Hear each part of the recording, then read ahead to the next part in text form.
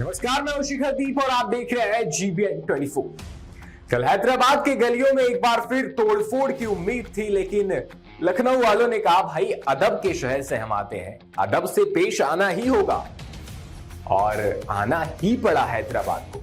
Toss जीता था कप्तान ऋषभ पंत ने और कहा था कि हम पहले करेंगे गेंदबाजी, हैदराबाद को बनाने दो, जितने रन उन्हें बनाने हैं हम चेस कर लेंगे और कर भी लिया। मैं 16.1 ओवर में 191 का टारगेट चेस कर लिया।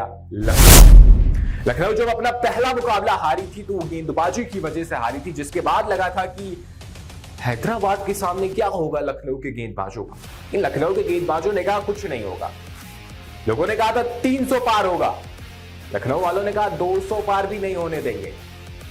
हैदराबाद के ग्राउंड पर वो बैटिंग पैराडाइज है और हैदराबाद के बल्लेबाज उस ग्राउंड पर इस तरह पिटाई करते हैं कि गेंदबाज फिर गेंदबाजी करना चाहते नहीं है कभी फ्यूचर में उस विकेट पर।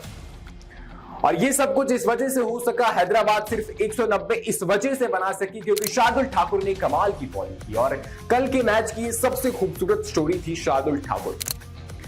ये बंदा एक हफ्ते पहले साइन हुआ है। अगर लखनऊ के कुछ बॉलर्स इंजर्ड नहीं हुए होते तो ये भी हमारी और आपकी तरह घर पर बैठकर मैच देख रहा होता। लेकिन यही चीजें तो हैं जो आईपीएल को खूबसूरत बनाती हैं, क्रिकेट को खूबसूरत बनाती हैं, छोटी छोटी कहानियां। पहले बल्लेबाजी करते हुए हैदराबाद की टीम 190 रन बना पाई। ट्रेविस हेड ने 47 रन बनाए और उनको आउट किया प्रिंस यादव ने।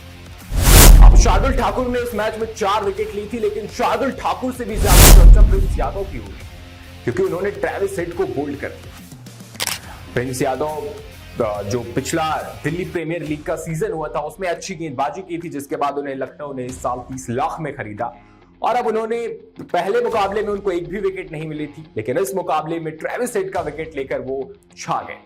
ऐसा लग रहा है जैसे पूरा काम उन्होंने ही किया। ये खौफ है ट्रेविस हेड का, ये खौफ है एसआरएच के बल्लेबाजों का। लेकिन ट्रेविस हेड के अलावा ना अभिषेक शर्मा चले, ना ईशान किशन चले, ना क्लासेन चले। इस वजह से बहुत ज्यादा बड़ा टारगेट नहीं बना पाए हैदराबाद। हालांकि अनिकेत वर्मा ने कमाल की पारी खेली, 13 गेंदों में 36 रन बनाए, वो एक के बाद एक छक्के लगाते जा रहे हैं। वहीं जब इस रन को चेस करने उतरी लखनऊ की टीम तो मिचेल मार्श और निकोलस पूरन ने चेस को बहुत आसान बना दिया। मिचेल मार्श ने एक बार फिर अर्धशतकीय पारी खेली और वहीं निकोलस पूरन वो 3 नंबर पर आने लगे हैं जब से, तब से कुछ अलग कमाल करने लगे। 26 गेंदें खेली मैच उन्होंने और 70 रन बनाए, 6 चौके 6 छक्के। वो एक कैच छोड़ा था उन्होंने ट्रेविस हेड का, उसकी भरपाई ऐसा लग रहा था कर रहे थे। एक के बाद एक छक्के लगाते गए और रनचेज को आसान कर दिया। ऐसे लग रहा है वो बस हैदराबाद को ये बताने आए थे कि पिटाई जब होती है तो कैसा महसूस होता है। वो बता रहे थे कि आप ही पिटाई करना नहीं जानते, हम भी जानते हैं। और गजबे पिटाई की है लखनऊ के बल्लेबाजों ने, खासकर निकोलस पूरन ने। इस तरीके से जिस मुकाबले की बेहद चर्चा हो रही थी, 300 पार की बातें चल रही थी, वो मुकाबला 16.1 ओवर में सेकेंड इनिंग में खत्म कर दिया लखनऊ ने। लेकिन जिस मुकाबले का इंतजार पिछले साल से हो रहा है, ये इस साल से नहीं पिछले साल से हो रहा है, वो मुकाबला है आज। चेपॉक में खेला जाएगा मुकाबला। एमएसडी एक तरफ होंगे विराट कोहली, एक तरफ होंगे युवा कप्तान ऋतुराज गायकवाड़, दूसरी तरफ होंगे युवा कप्तान रजत पाटीदार। ये इस मुकाबले की उम्मीद ना पिछले साल से हो रही है क्योंकि पिछले साल जब आखिरी बार ये दोनों टीमें मिली थी तो हरा दिया था आरसीबी ने चेन्नई को, और उसकी खुशी अब तक सेलिब्रेट कर रहे हैं आरसीबी के फैंस और वो गम अब तक मना रहे हैं सीएसके के फैंस। ये लड़ाई फैंस के बीच की लड़ाई, आरसीबी के फैंस जो इस उम्मीद में है कि आरसीबी टाइटल जीते, वो जश्न मनाए, वो ये कहने को तैयार है कि ठीक है चलो एक बार और दर्द सह लेंगे, लेकिन आरसीबी सीएसके को हरा। सीएसके फैंस का मानना है कि भैया उतना दुख तो तब नहीं हुआ था जब मुंबई ने फाइनल हराया था हमें, जितना दुख आरसीबी के हराने से हुआ है। तो इस बार वो भी चाहते हैं कि आरसीबी को हराए। वो जो ट्रोलिंग हुई है ना पूरे 1 साल, और उसका बदला लेना है। लेकिन मुकाबला चेपॉक के मैदान में है।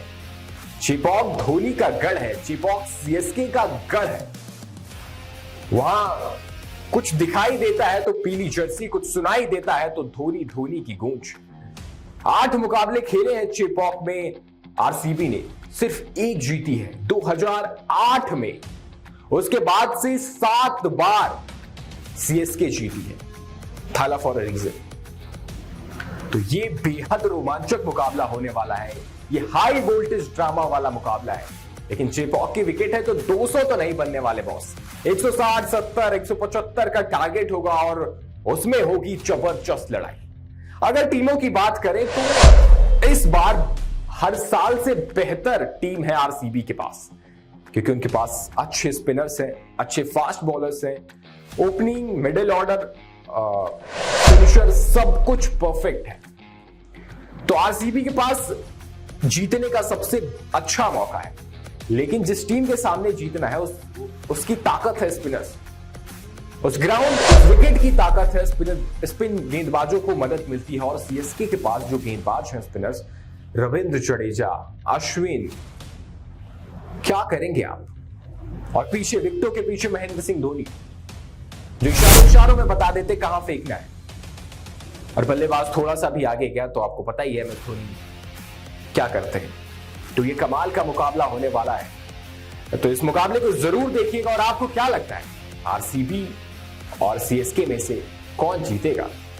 क्या पीले समंदर में डूब जाएगी आरसीबी की नैया? आपको क्या लगता है हमें कमेंट में जरूर बताएं। और ऐसी ही तमाम खबरों के लिए बने रहे हमारे साथ और देखते रहें GVN 24।